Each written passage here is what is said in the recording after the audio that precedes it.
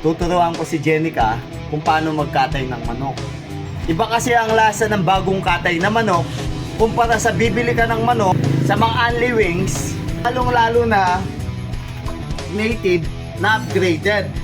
Alam mo, yung mga bata ngayon, ang alam na lang nila ay kumain sa mga fast food, darating yung mga pagkain nila galing sa Foodpanda na nakaahin na.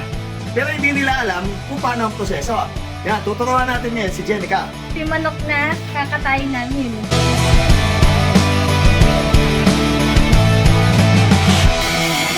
Kailangan di lang puro kain yung alam nyo rin katayin.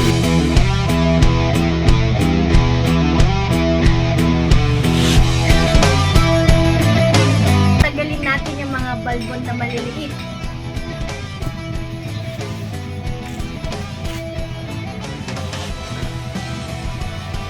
Ayan. Tapos susunogin natin ng manok. Ito na!